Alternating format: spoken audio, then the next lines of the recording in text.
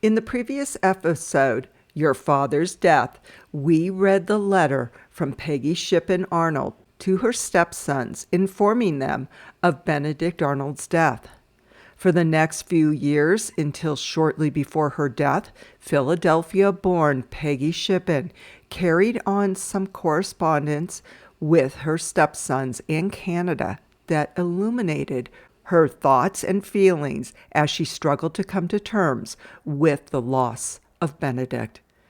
In these letters, she focuses on securing her financial and social position in England and ensures the future well-being of her children. The surfacing of these letters in 1988, after many decades in family hands, presents an opportunity to analyze Peggy's struggles after Benedict's death. It allows us to see her true feelings about him, her situation, and any regrets she might have.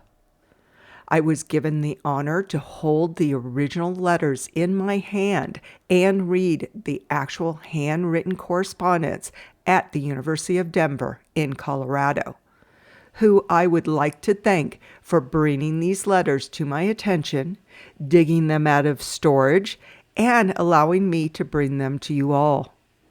Let's hear what Peggy had to say to her stepsons on July 27, 1801, from her home on Gloucester Place, London. After we read the letter, I will point out some details in the letter that will make the contents more understandable. Gloucester Place, July 27, 1801. My dear sons, I wrote you some time ago, informing you of the melancholy event of your dear father's death, and in addition to his loss of the primary difficulties in which his family would have to struggle, and at the same time enclosed you a copy of the will. Before my health was sufficiently recovered from the shock and long deprivation of rest, I found it absolutely necessary to return to town to prove the will and enter upon business. Your accepted bills and others to the amount of £2,000, rendering this measure indispensable. A few days ago, I received the probate of the will from the Commons, and the following day made arrangements and gave orders for the payment of all accepted bills. I informed you that your father has not accepted your bills for £149 and £127. But as I knew it was his wish, if possible, to have paid them, I was desirous to do it. But upon taking advice, I found that by doing it, I took all the risques upon myself, as debts must be first paid. I am extremely sorry to say that they amount to so considerable a sum that it is very doubtful whether the effects will be nearly sufficient to cover them. Your honorable accepted bills for £127 became due the day of your father's funeral, when I was not in a situation or of course empowered to act, but a few days after, Mr. Moore offered to settle it, but they refused to receive payment, to exclude damages, and in a most unfeeling manner took advantage of the distressed situation of the family and returned it protested. Your other non-accepted bill for £149 became due on the 24th instant.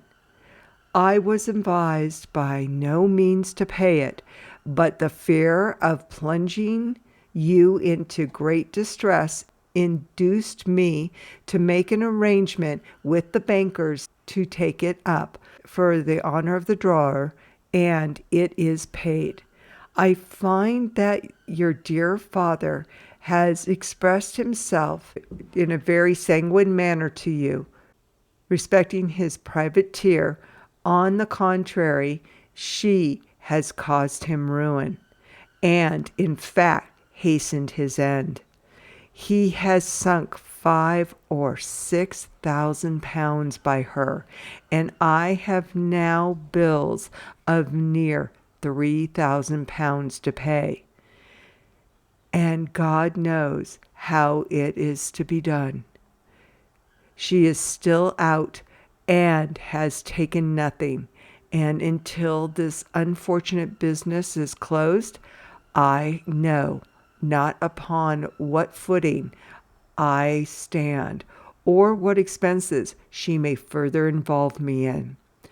I was so little sanguine with respect to our affairs that anything but respect to your father's memory induced me to administer, and I was distressed at the idea of all his books, papers, etc., being thrown into the hands of strangers. I imagine from your father's letters that you have already located the land in Canada. Pray let me know every particular respecting them. Letters go out from my friends here to Mr. Scott, the Attorney General, requesting his assistance in the business, etc., etc. Before we move on to the next section of this letter, which is dated in August, let's try to dissect the section we just read and see if we can put this into more modern details. She mentions that the bills owed is 3,000 pounds. 3,000 pounds in 1801 is approximately 291 pounds today, which is approximately $388,000.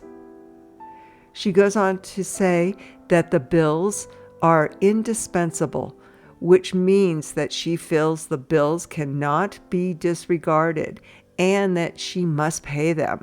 But it seems there are additional amounts of 149 pounds and 127 pounds that are from her stepsons. But she refers to this as risque, which in 1801 means a risk. She is saying she was advised not to pay these bills due to the risk.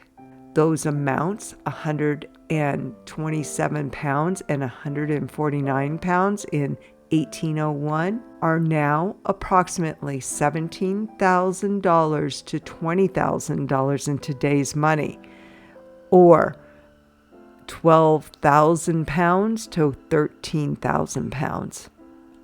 She also uses the abbreviation INS period. This means instant and means present or current. It is used with a date to indicate the current month. For example, she uses it as the 24th instant, which means the 24th day of the current month. She also uses the phrase for the honor of the drawer. In the contents of the early 19th century commercial law, the phrase refers to a situation where a third party intervened to accept or pay a bill of exchange that had been refused by the original drawee. What I'm hearing in this letter so far is a strong 18th to 19th century woman who is educated and is trying to learn finances so she can take care of the family financial woes. I am impressed by her vocabulary for the time. She is demonstrating that she is the sharp individual we all have suspected Peggy to be. So let's go on to the next section of this letter. Since writing the foregoing, I have been made very uneasy at not to be able to find for £199, 14 shillings, and 5 pence, which became due on the 15th of June, the day after your dear father died, when it was, as you may suppose, utterly out of my power to pay it, but should it be unfortunately returned, you must endeavor to settle it as well as you can. And as it was accepted, it will of course be considered as a debt, and I shall be justified in paying it. Your bills for £40, £53, £100, and £150 I have paid with costs and interest, and the non-accepted bill for £149 by means of the banker. The unfortunate privateer has arrived at Falmouth unsuccessful and has incurred a very heavy expense. Lately, I have ordered her with the river to be sold, and shall endeavor to close this unhappy business as soon as possible, etc., etc. My dear Henry, the foregoing is a copy of my letter to you and your brother, since which yours of June 20th to your father is coming to hand. I am extremely sorry to find that the Canada lands are not located, and that the non-payment of the trifling sum of 7 crowns should have prevented the warrants from being taken up. I am sorry to find that your bill for £199, 14 shillings, 5 pence was sent back to New York protested. But as it was accepted, it became a debt of your father's. It's returned daily, and shall provide for its payment. I am more than ever discouraged respecting the winding out of our affairs, as the debts are numerous, and I have not yet been able to collect on anything. I am extremely wrenched, and the situation of your poor sister and little brother is truly deplorable, as there is not a hope of anything being left for them, etc., etc., etc. My dear sons, I have extracted the parts of my several letters to you that are of the most importance, and am surprised that I have not heard from you in answer to them in that first enclosed a copy of the will.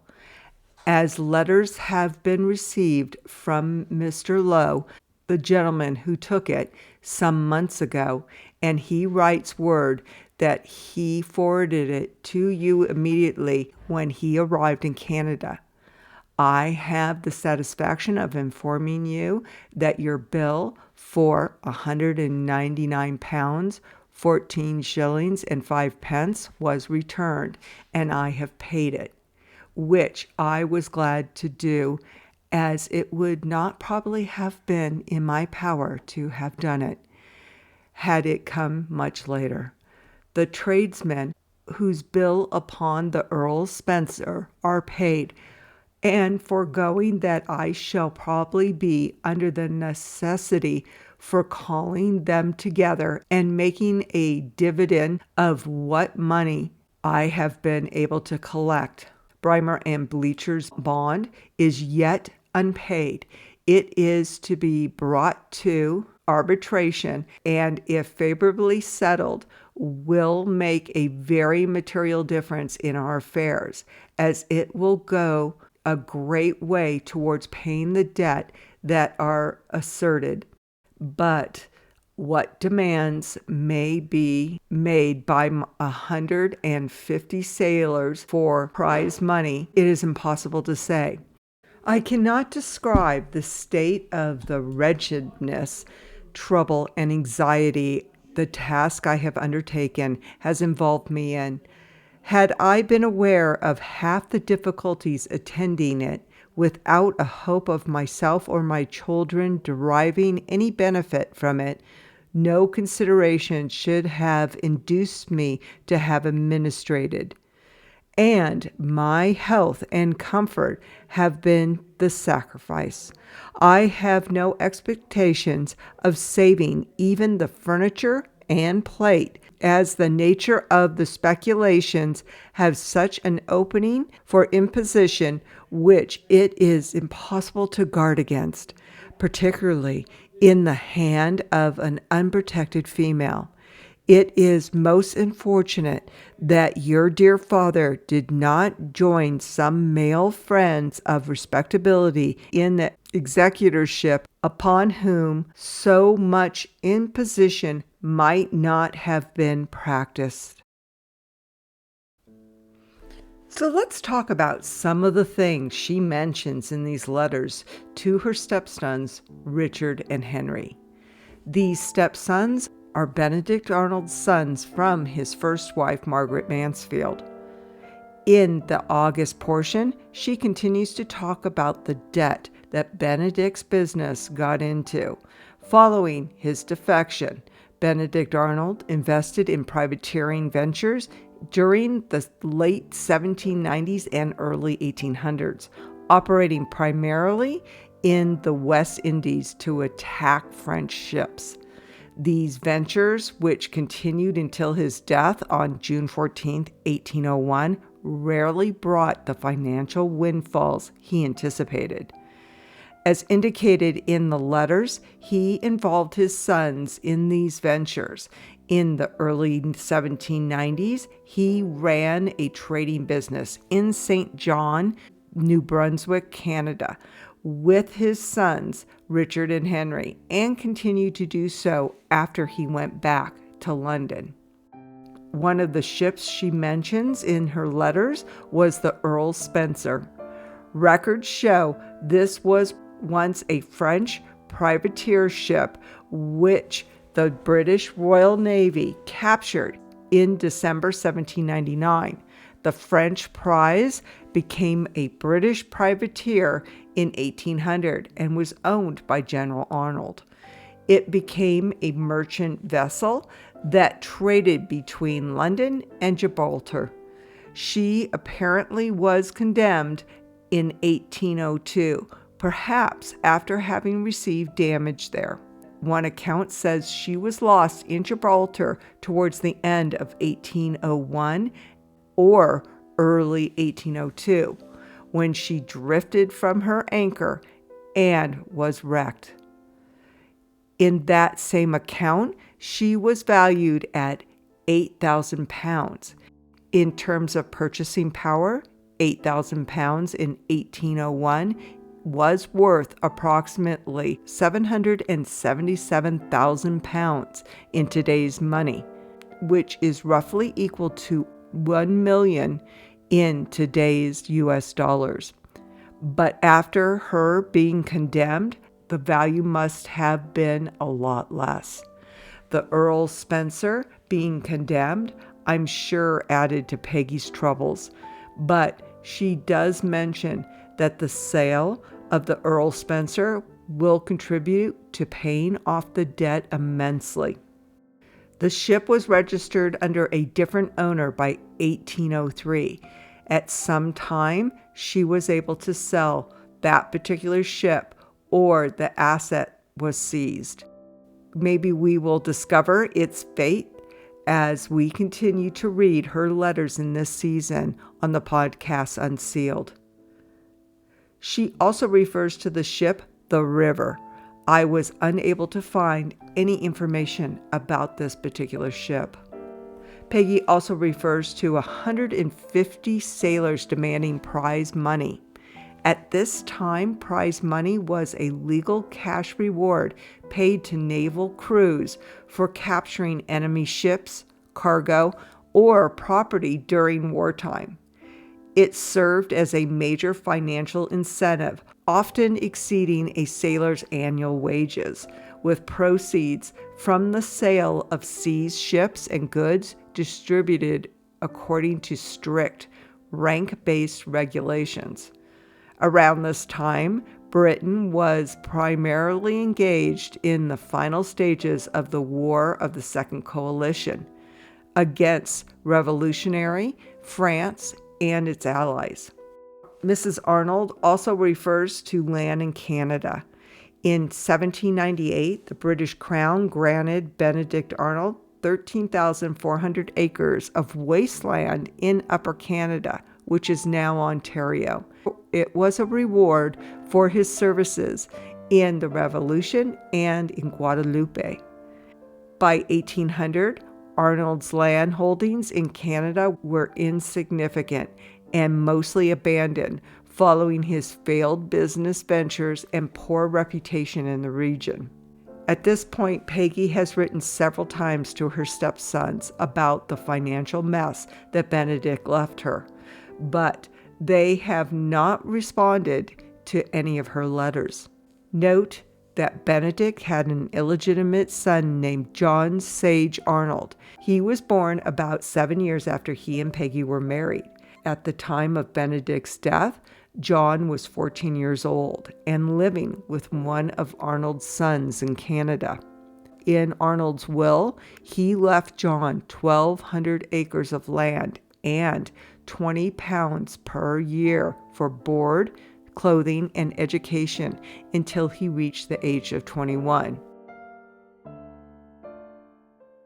Thank you for joining me as I read the handwritten letter from Peggy Shippen Arnold from the Special Collections Archive at the University of Denver in Denver, Colorado. These precious and well-cared-for letters, along with many other Arnold family items, were given to the university from the Arnold descendants. Make sure to check out the Generations Found YouTube channel, where we take deep dives into the archives to bring back to life rare and forgotten stories. And always remember to be kind in everything you do, including the comments you make. See you in the next episode of the podcast Unsealed.